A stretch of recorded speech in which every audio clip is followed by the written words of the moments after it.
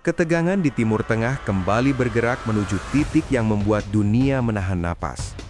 Suasana kawasan itu hari-hari ini dipenuhi suara mesin kapal perang, pernyataan keras para pemimpin dunia, serta manuver diplomasi yang berlangsung nyaris bersamaan dengan ancaman militer terbuka. Semua bergerak cepat, saling bertumpuk, dan menciptakan satu pertanyaan besar yang menggantung di udara. Apakah dunia sedang menyaksikan upaya terakhir untuk menahan perang besar, atau justru sedang berada di detik-detik awal menuju ledakan konflik yang tak lagi bisa dikendalikan siapapun?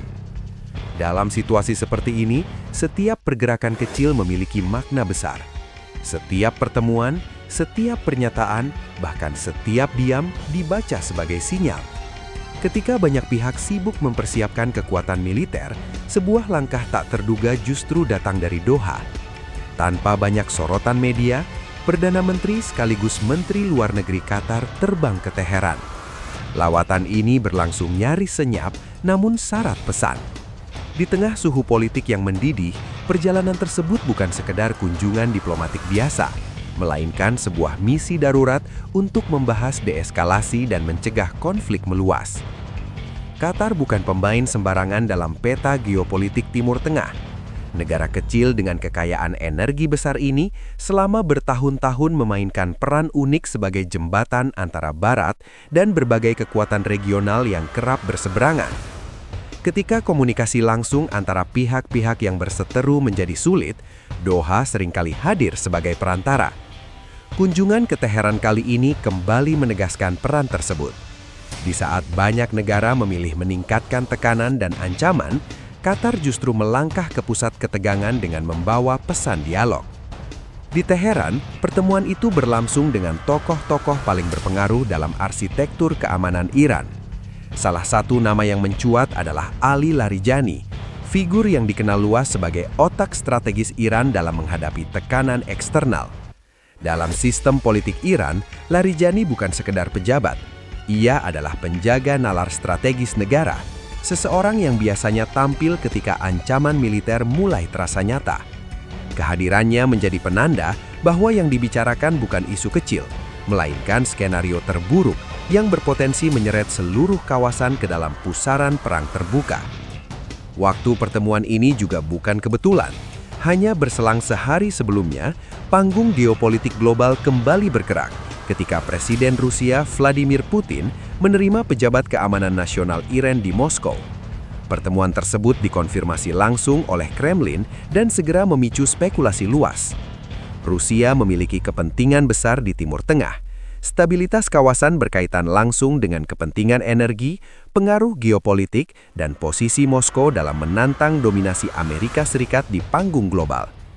Dengan menerima delegasi Iran di tengah memanasnya situasi, Rusia seolah ingin memastikan bahwa konflik tidak berkembang menjadi perang besar yang melibatkan kekuatan global secara langsung.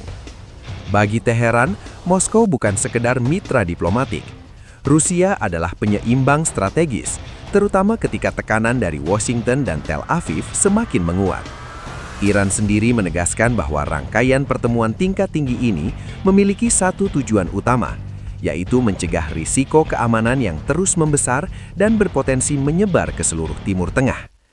Pesan ini disampaikan berulang kali seolah ingin menegaskan bahwa Iran masih membuka ruang diplomasi, meski di saat yang sama terus memperlihatkan kesiapan militernya. Inilah bahasa ganda yang kerap digunakan dalam geopolitik. Niat damai berjalan berdampingan dengan ancaman kekuatan. Diplomasi bergerak seiring dengan pengerahan senjata. Qatar, melalui pernyataan resminya, menegaskan dukungan penuh terhadap semua upaya yang bertujuan menurunkan ketegangan dan mencapai solusi damai. Doha menekankan pentingnya kerjasama internasional untuk menyelamatkan rakyat kawasan dari dampak eskalasi yang tak terhindarkan jika konflik benar-benar pecah. Kalimat-kalimat itu terdengar normatif, bahkan klise jika dilepaskan dari konteks, namun dalam situasi saat ini, maknanya jauh lebih dalam. Qatar memahami bahwa perang yang melibatkan Iran bukan hanya persoalan satu negara. Konflik tersebut akan mengguncang stabilitas Teluk, mengganggu jalur energi dunia, dan mengacaukan keseimbangan politik global. Harga minyak, keamanan pelayaran, hingga ekonomi negara-negara jauh di luar kawasan akan ikut terdampak. Namun tidak semua negara Teluk memandang situasi ini dengan kacamata yang sama. Dari arah lain, suara yang berlawanan justru terdengar semakin lantang. Arab Saudi, sekutu utama Amerika Serikat di kawasan, dilaporkan mendorong pendekatan yang jauh lebih keras. Riyadh memperingatkan Washington bahwa sikap ragu dan penundaan hanya akan memberi waktu bagi Iran untuk memperkuat posisinya.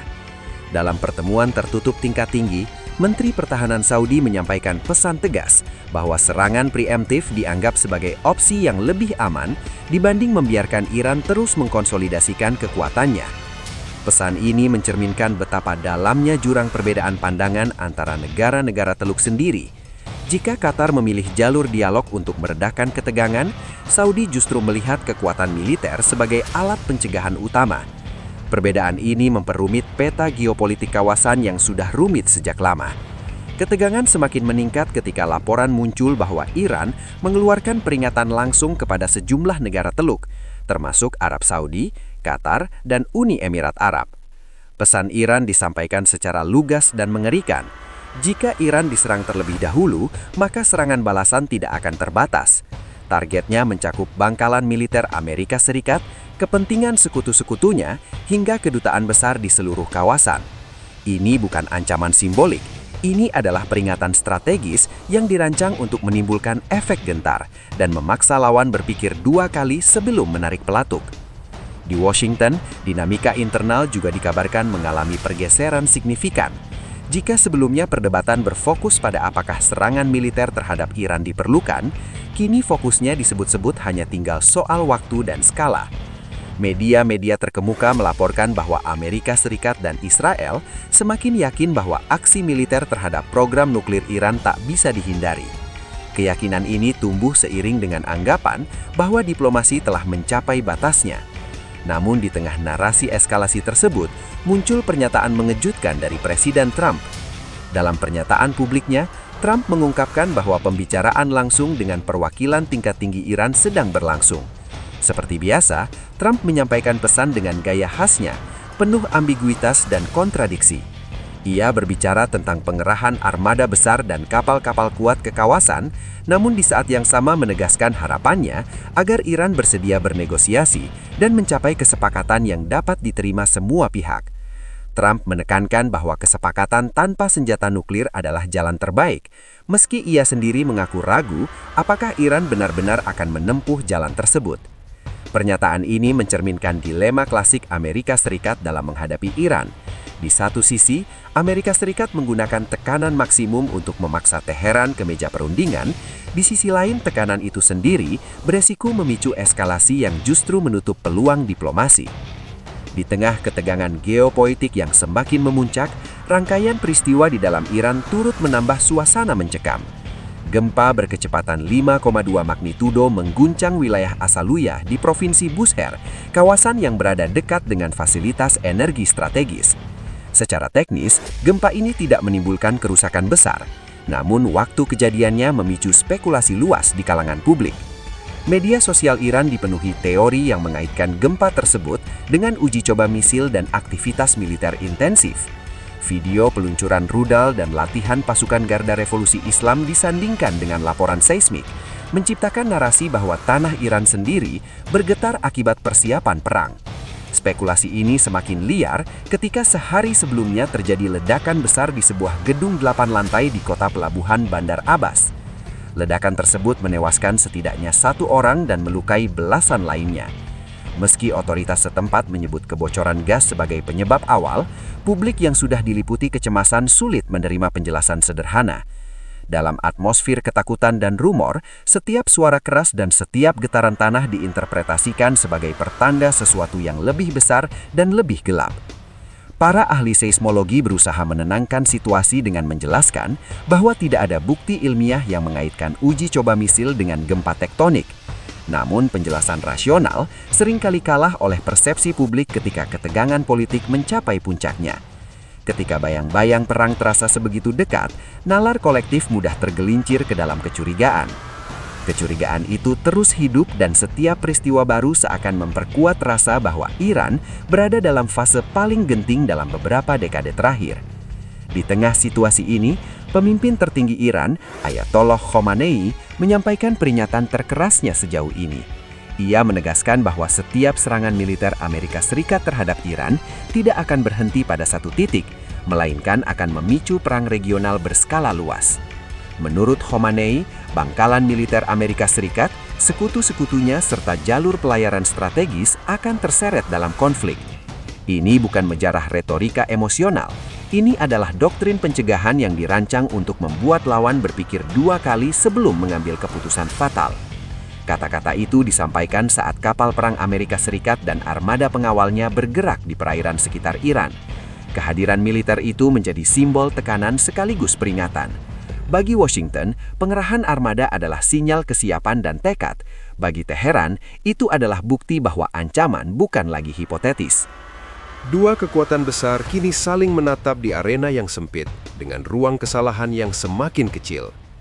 Dalam situasi seperti ini, satu langkah keliru, satu salah tafsir, atau satu provokasi kecil bisa memicu rangkaian peristiwa yang tak lagi bisa dihentikan. Dunia kini berada di persimpangan yang berbahaya. Di satu sisi, jalur diplomasi masih terbuka, ditopang oleh upaya Qatar, Rusia, dan sejumlah aktor regional yang memahami bahwa perang akan membawa kehancuran bersama. Di sisi lain, logika kekuatan, tekanan politik domestik, dan kalkulasi strategis mendorong para pemain utama mendekati ambang konfrontasi. Pertanyaannya bukan lagi apakah perang mungkin terjadi, melainkan apakah masih ada cukup kehendak politik untuk mencegahnya. Timur Tengah telah terlalu sering menjadi medan uji coba ambisi global. Setiap konflik baru selalu datang dengan janji bahwa ini akan menjadi yang terakhir, bahwa penderitaan kali ini akan membawa pelajaran berharga. Namun sejarah menunjukkan sebaliknya. Setiap krisis yang gagal dikelola dengan baik justru melahirkan siklus kekerasan berikutnya. Saat kapal perang bergerak dan diplomat berunding di balik pintu tertutup, nasib jutaan orang di kawasan itu bergantung pada keputusan segelintir elit. Apakah diplomasi akan bergerak lebih cepat dari misil, atau apakah dunia kembali harus menyaksikan bagaimana satu percikan kecil menyulut api perang besar? Jawabannya mungkin akan segera terungkap, dan ketika itu terjadi, dampaknya tidak hanya dirasakan di Teheran, Washington, atau Tel Aviv, melainkan di seluruh dunia.